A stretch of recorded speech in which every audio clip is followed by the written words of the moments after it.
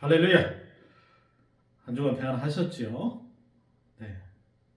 이제 2024년 새해가 밝았습니다. 여러분 가정 가운데 하시는 일 모든 일 가운데 하나님의 은혜가 충만하기를 기도합니다. 2024년도를 맞이해서 우리 교회가 내어놓고 있는 주제가 있죠. 내 소원을 이루어 주소서. 여러분의 소원들이 다 이루어졌으면 좋겠습니다. 그래서 오늘 우리가 전도서 이제 12장 오늘 마지막 장입니다. 마지막 장을 보면서 소원을 이루리라 라는 제목으로 여러분과 은혜를 나누고자 합니다. 사람들이 흔히 말합니다. 말보다는 행동이 중요하다. 또는 백문이 불여일견이다.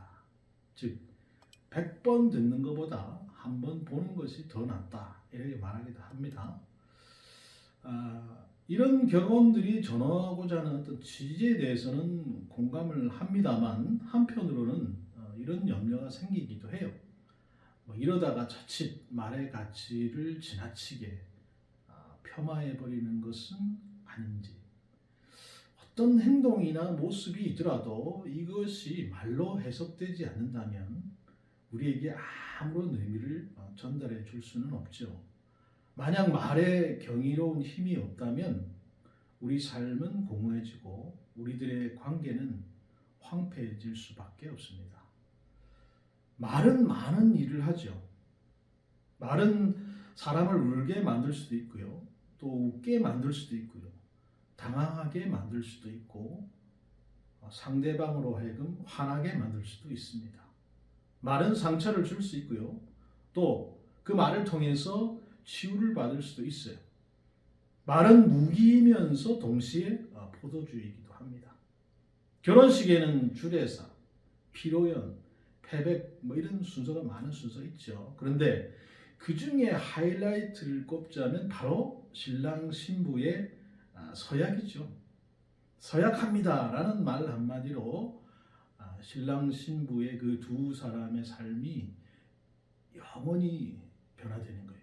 두 사람이 말로 한 약속은 결혼을 묘사하거나 설명하지 않고 결혼 자체를 창조하는 거잖아요. 하나님께서는 아예 말씀을 통해서 이 온 우주 만물을 창조하셨습니다. 하나님께서 빛이 있으라 라고 말씀하시니까 빛이 생겼어요.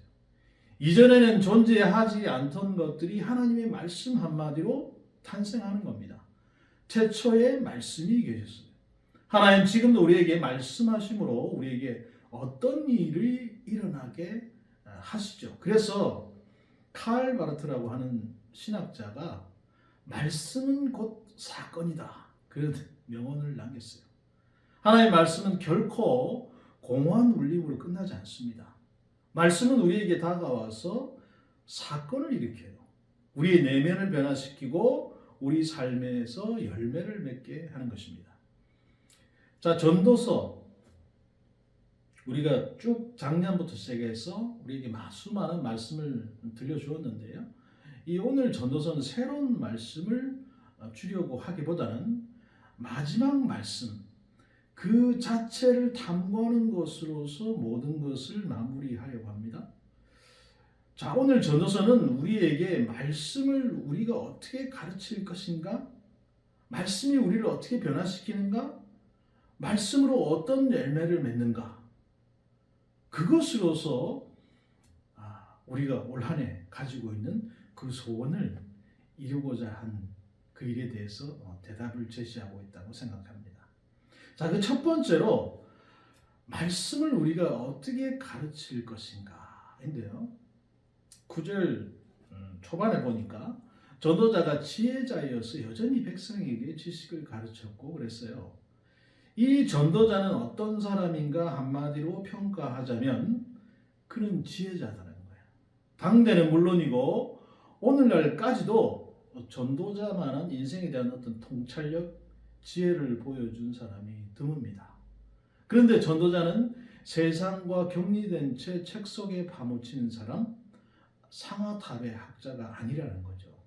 그는 자신이 발견한 지혜를 활용해서 다른 사람들을 지혜롭게 하고자 했어요. 말하자면 그는 하나님이 주신 지혜의 말씀을 부지런히 다른 사람에게 가르치고자 했던 성경 선생이었습니다. 이런 전도자의 말씀을 잘 가르치기 위해서 한 일이 무엇인가? 첫 번째로 전도자는 말씀을 깊이 생각하고 연구하고 일목요연하게 정리를 했다는 거예요. 9절 후반에 보니까 또 깊이 생각하고 연구하여 잠언을 많이 지었으며 그랬어요. 이 구절을 우리가 표준세 번역에서 더 적절한 번역을 볼 수 있는데요. 그는 많은 잠언을 찾아내어서 연구하고 정리하였다라고 기록하고 있습니다. 자, 전도자는 자신 안에 지혜가 없다는 것을 잘 알았어요. 그래서 먼저 하나님께 이미 허락해 주신 지혜의 말씀들을 깊이 생각하고 연구했습니다. 각 단어가 어떤 의미를 가지고 있는지, 또 앞뒤 맥락 속에서 한 문장이 무엇을 말하고자 하는지 세심하게 살폈다는 거예요.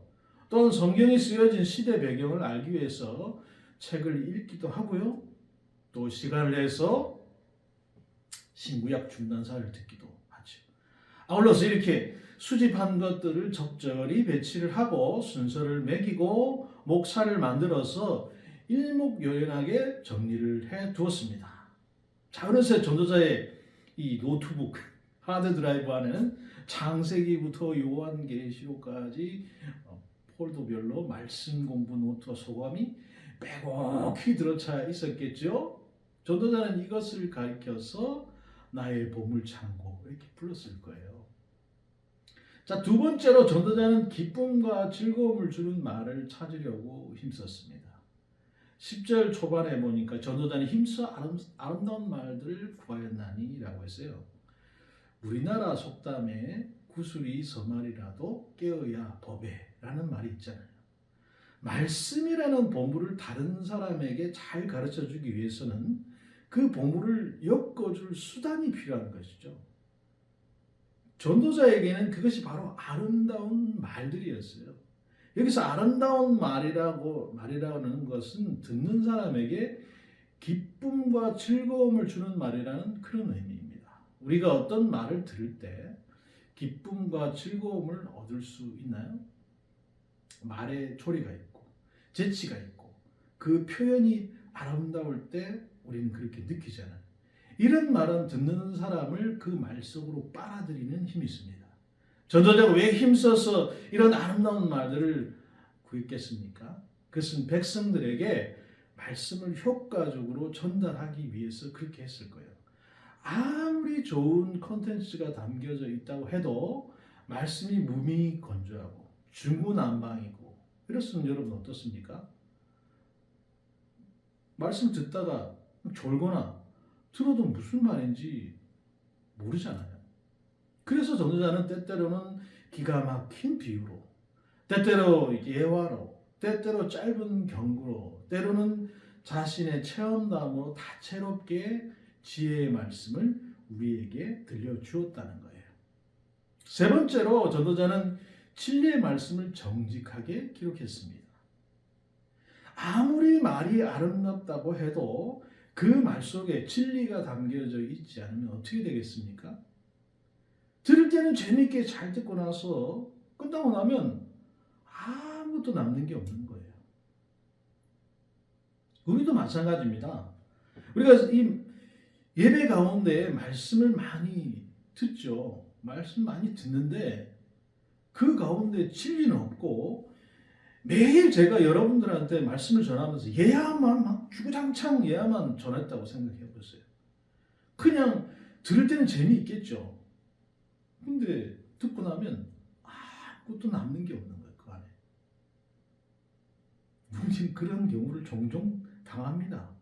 특히나 기도원 같은 데서 올라가서 우리가 기도할 때 말씀 전하는 목사님들 많이 오시잖아요. 어떤 목사님 웃다가 끝나는 경우도 있어요. 근데 나중에 남는 게 하나도 없어. 그냥 웃기만 했어. 이런 거는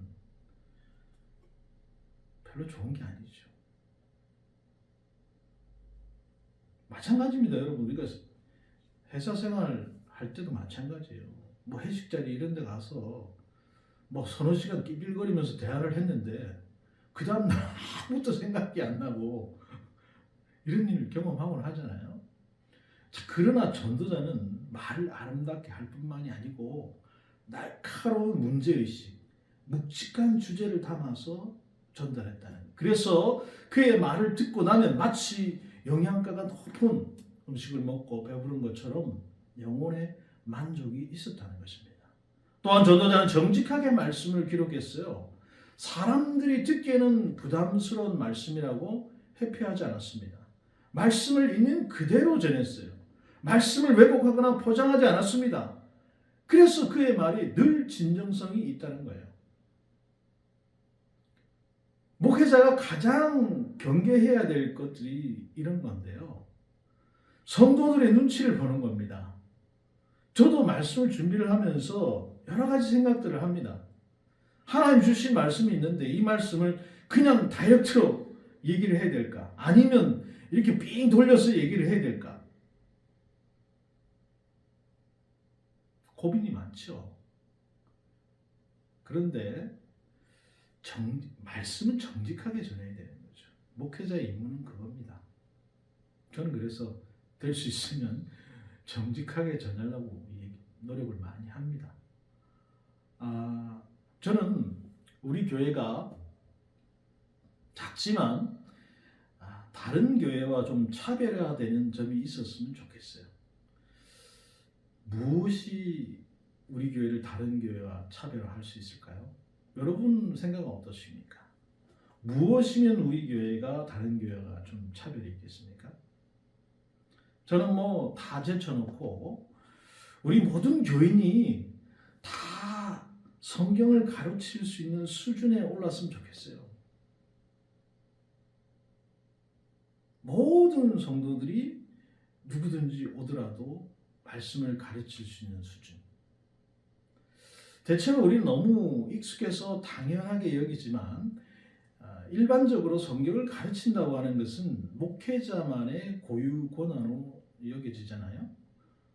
모든 사람이 성경을 다 가르친다는 거, 때때로 하나님 말씀을 강단에서 선포할 수 있다는 것은 알고 보면 우리에게 주어진 이례적인 특권이라고 할 수 있습니다. 그렇잖아요. 그런데 이 특권이 유지되기 위해서는 거기에 함께 따라와야 될 것들이 있어요. 그냥 뭐 말씀을 그냥 막 가르친다, 이거는 안 되는 것이죠. 오늘 전도서가 우리에게 잘 알려준 대로 말씀을 깊이 생각하고 연구를 하는 것, 듣는 사람을 기쁘고 즐겁게 할 수 있는 말을 찾는 것, 진리의 말씀을 정직하게 들려주는 것, 이 세 가지를 잘해야 된다는 것입니다. 아직은 뭐 우리 성도들이 다 여러 면에서 부족할 수 있어요. 하지만 이 세 가지를 우리가 잘 배우면 누구나 최고의 성경 선생, 21세기의 전도자가 될 수 있는 것이죠. 새해에는 우리가 가진 이 성경 선생으로서 어떤 역량을 좀 더 우리 교회 성도들이 업그레이드 할 수 있기를 기도합니다. 그래서 우리 교회가 하나님이 주신 그 지혜의 말씀을 세상에 나눠주는 복의 통로로 쓰임 받을 수 있기를 기도합니다. 그렇게 됐으면 좋겠어요. 모두 그렇게 되기를 주님의 이름으로 축복합니다. 자, 그렇다면 두 번째로 우리가 볼 것은 말씀이 우리를 어떻게 변화시키는가인데요. 11절에 보니까 지혜자들의 말씀들은 찌르는 채찍들 같고 회중의 스승들의 말씀들은 잘 박힌 목 같으니 다 한 목자가 주신 바니라 그랬어요. 자, 앞에서는 말씀을 가르치는 사람들의 입장이었지만 이제는 말씀을 듣는 사람의 입장에 서보도록 하자는 것입니다. 성경 선생이 가르쳐준 말씀을 귀 기울여 잘 듣는다면 이것이 듣는 사람을 어떻게 변화시켜 나갈 수 있겠습니까? 전도서는 말씀이 우리에게 들어오게 될 때 두 가지의 변화를 일으킬 수 있다고 말하고 있어요. 그 첫 번째는 말씀은 찌르는 채찍과 같이 우리를 인도한다는 것입니다. 여기서 채찍은 목자가 가축을 인도할 때 쓰는 그 끝이 뾰족한 채찍을 가리키는데요. 왜 목자가 이런 채찍을 들고 있겠습니까? 가축을 괴롭히려고요? 못 살게 하기 위해서요? 그렇진 않죠. 찌르는 채찍은 잘못된 길로 가는 가축을 옳은 길로 돌아오게 만들기 위해서 필요한 겁니다. 만약 가축이 오른쪽으로 가야 하는데 낭떠러지가 있는 왼쪽으로 간다고 하면 목자가 어떻게 됩니까? 채찍을 휘둘러서 왼쪽을 아프게 해야 되는 거죠. 그러면 가축이 아이쿠야 하면서 오른쪽으로 몸의 방향을 틀 것이잖아요. 가축이 아픔을 피할 수 있는 유일한 길은 목자가 원하는 길로 가는 겁니다. 지멋대로 가는 게 아니죠. 하나님 말씀은 이와 같이 때로는 우리를 아프게 합니다.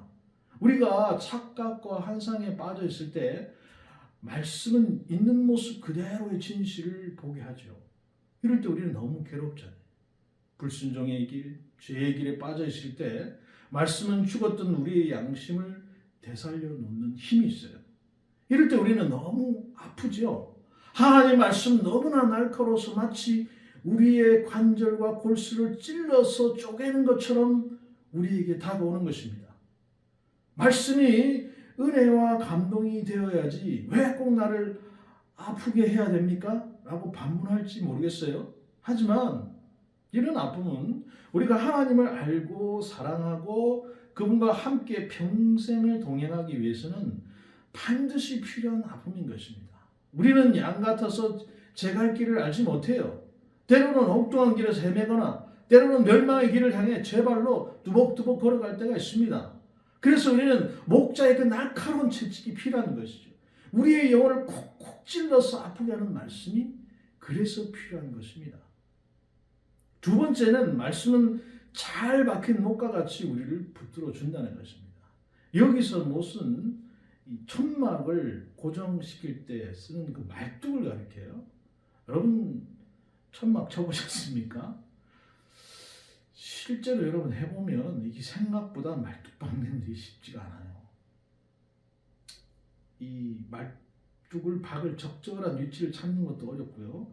망치질도 쉽지는 않습니다. 잘못 박으면 한순간에 천막이 오르르 무너지는 불상사를 경험을 하게 되거든요.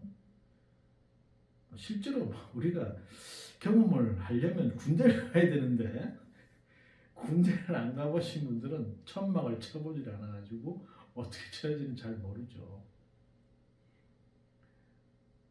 아무튼 이 천막 치는 일은 그렇게 쉬운 일은 아닙니다. 우리 인생에 비바람이 몰아칠 때가 있지 않습니까? 실패 때문에 찾아오는 절망의 비바람, 관계성의 파괴에서 불어오는 이 독한 바람, 의심의 강풍이 거세게 불어올 때가 있잖아요. 우리는 이런 인생의 비바람에 맞설 힘이 없습니다. 여차하는 순간 지금까지 쌓은 그 모든 것이 한순간에 다 날아가 버릴 수도 있어요. 그러나 감사하게도 우리에게는 말씀이 있어요. 말씀은 잘 박힌 목과 같이 우리를 꽉 붙들어 주는 것입니다. 비록 밖에는 거센 비바람이 몰아친다고 해도 말씀이 박힌 사람은 흔들리지 않습니다. 우리는 연약하지만 말씀이 우리에게 버틸 힘을 제공하죠. 그 결과 말씀은 예수님의 약속대로 세상이 알지 못하는 평안을 우리에게 선사하는 것입니다. 그러면 찌르는 채찍같이 우리를 인도하고 잘 박힌 모처럼 우리를 붙들어주는 말씀은 누구에게 온 것입니까? 전도서는 이 말씀이 가르친 사람은 여러 명이라도 한 목자에게서 왔다고 말씀하고 있어요.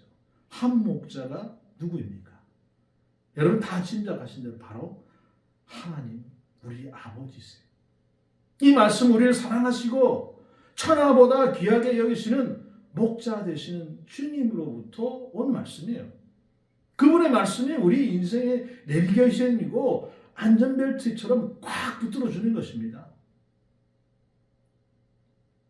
우리가 지난해 한 해 동안 이 말씀을 복음적인 말씀을 회복하는 교회라는 그 신년의 말씀 시작으로 많은 말씀을 들었습니다. 누가복음, 사사기, 그리고 전도서 꾸준히 말씀을 들었지 않습니까? 그리고 특식같이 잠언 말씀도 나눴어요. 자, 여러분, 이 말씀 중에 어떤 말씀은 찌르는 채찍처럼 여러분들 가슴에 다가왔을 수도 있어요. 또 나의 죄악을 발견하고 회개의 눈물을 흘리게도 만들었을 거예요. 어떤 말씀은 잘 박힌 못처럼 다가왔을 것입니다. 흔들리던 내 마음을 붙들어 주고 나의 심령에 새로운 믿음을 심어 주었습니다. 자, 그래서 저는 여러분들에게 부탁을 드리고 싶습니다. 이 예배가 끝나고 나면 그냥 지나 보내지 마시고 지난 한 해 동안 그 여러분들 들은 말씀 중에 나를 아프게 했던 그 말씀들, 나를 붙들어 주었던 말씀들, 이런 말씀들을 가지고 여러분들이 교제를 나누었으면 좋겠어요. 그냥 지나쳐가지 마시고 각자 이렇게 옆에 사람들하고 말씀을 나눠보면 좋겠습니다. 이렇게 나누다 보면 하나님께서 우리 각 사람에게 그 말씀을 통해서 베푸시는 은혜가 얼마나 큰지 알게 되지 않겠습니까? 지난 한 해 어떤 다양한 말씀으로 우리를 이끌어 주시고 붙들어 주신 그 목자 되신 하나님께 감사와 찬양을 드릴 수 있을 것입니다. 자, 마지막으로 말씀이 그러면 우리에게 어떤 열매를 맺게 하는가라는 거예요. 앞에서 말씀이 우리 삶을 어떻게 변화시키는가를 보았습니다. 이런 변화의 끝자락에 맺어야 할 열매가 뭐냐는 거예요. 전도서는 그 열매를 말하기에 앞서서 열매 맺기에 방해되는 요소들을 다음과 같이 경고하는데요. 내 아들아, 또 이것들로부터 경계를 받으라. 많은 책들을 짓는 것은 끝이 없고 많이 공부하는 것은 몸을 피곤하게 하느니라 그랬어요. 전도서는 많은 책들을 짓고 많이 공부하는 것을 경계하라 이렇게 조언합니다. 아니, 많은 책들을 짓고 많이 공부하는 거 하지 말라고요? 그럼 수험생들은 어떻게 하라고요? 그러니까 우리 여기서 고개를 좀 갸우뚱할 수도 있어요. 아니, 책 쓰고 공부하는 것은 좋은 일 아닙니까? 왜 이것을 조심하라고 하는 것입니까? 물론 책 쓰고 공부하는 것은 좋은 일이죠. 하지만 그 앞에 많은 이라고 하는 형용사가 붙어 있다는 것을 우리가 주목할 필요가 있어요. 많다고 하는 것은 적정선을 넘어서 지나치게 몰입하는 것을 의미합니다. 여러분, 오해하시면 안 돼요. 예외는 있어요. 예외는 분명히 있습니다. 여러분, 현재 우리나라 그 최대 서점인 교보문고의 베스트셀러가 무엇인지 아십니까? 1위가요. 마흔에 있는 쇼펜하우어이고요. 3위에도 쇼펜하우어 책이 올라와 있습니다. 왜 뜬금없이 쇼펜하우어 바람이 불었는지는 모르죠. 여러분이 아실지 모르겠지만 쇼펜하우어라는 사람은 힌두교와 불교에 심취한 무신론자이고요. 후대 그 나치에게 큰 영향을 끼친 철학자예요. 이 외에도 심리학, 미래학, 저세술 책이 베스트셀러의 대부분을 차지하고 있습니다. 자, 여러분, 공통점이 뭐죠? 이들 안에는 하나님이 없고요. 말씀도 없습니다. 이런 책들을 너무 많이 읽는 것이 우리에게 어떤 도움이 되겠습니까? 도움이 되기는커녕 나도 모르게 점점 하나님이 없는 세계관, 하나님이 없는 인생관, 이런 거에 물들어 가지 않겠습니까? 이런 말 저런 말에 휘둘리면서 오락가락 갈팡질팡하는 인생을 살게 될지도 몰라요. 이런 식이면 인생의 잔가지만 무성하고 열매는 얻기 쉽습니다. 자, 그래서 전도서는 우리에게 지나치게 책을 읽고 공부하는 것을 조심하도록 조언하고 있는 거예요. 여기서 지나치게 공부를 하지 말라고 하는 것은 쓸데없는 책을 너무 많이 읽지 말라 그 말입니다. 우리가 인생에서 열매를 맺으려면 어떻게 해야 되겠습니까? 다른 무엇보다 하나님 말씀을 가까이 돼요. 예수님께서 제자들을 포도나무 가지에 비유하면서 너희가 극상품의 열매를 맺기 위해서는 나의 말에 거해야 한다 이렇게 말씀하셨어요. 하나님 말씀에 거해야지 다른 말에 신경 쓰고 다른 말에 거하지 말라는 거예요. 그러면 말씀을 통해서 우리가 맺을 수 있는 최고의 그 극상의 열매는 뭐냐 이거죠. 13절 14절 이래 결국을 다 들었으니 하나님을 경외하고 그의 명령을 지킬지어다. 이것이 모든 사람의 본분이니라. 하나님 모든 영예와 모든 은혜를 선악간에 심판하시리라 라고 했어요. 최고의 열매는 바로 여러분 하나님을 경외하고 그분의 명령을 지키는 겁니다. 전도서를 비롯해서 모든 성경의 말씀은 우리에게 하나님이 어떤 분이신가를 계시해 주는 것입니다. 우리가 참 하나님을 알면 알수록 자연스럽게 나타나는 현상이 있어요. 그게 뭐냐? 바로 우리가 하나님을 두려워할 줄 알게 된다는 것입니다. 마치 우리가 압도적인 풍경을 보고 거기에 경외감을 느끼듯이 압도적으로 위대하신 하나님, 영광의 하나님 앞에서 우리는 경외심을 가지지 않을 수가 없는 것이죠. 자, 이런 경외심에서 자연스럽게 나오는 결과가 바로 하나님 명령에 순종하는 거. 너무 당연한 일이죠. 하나님을 경외하는 사람이 어떻게 그분의 명령에 불순종할 수 있겠습니까? 어떻게 자기 마음대로 살 수 있겠습니까? 말씀에 순종하는 삶이 우리에게 맺게 될 가장 아름다운 열매다 이 말이죠. 전도서는 이것을 모든 사람의 본분이다 이렇게 표현하고 있습니다. 곧 내가 하고 싶으면 하고 하기 싫으면 안 해도 되는 그런 게 아니고요. 내가 당연히 해야 할 일이다 그런 뜻이죠.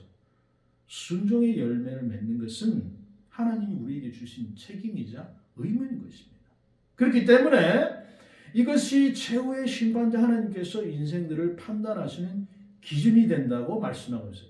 겉으로만 순종하는 척하면서 산 것은 아무 소용이 없습니다. 모든 행위와 모든 은밀한 일이 마지막에 드러날 것이기 때문이죠. 하나님 우리가 얼마나 하나님을 경외하고 그 말씀을 지켰는지 반드시 여러분들에게 물으실 것입니다. 그날의 속속 우리에게 다가오고 있어요. 지금 우리는 그날에 대답할 말들을 준비하고 있습니까?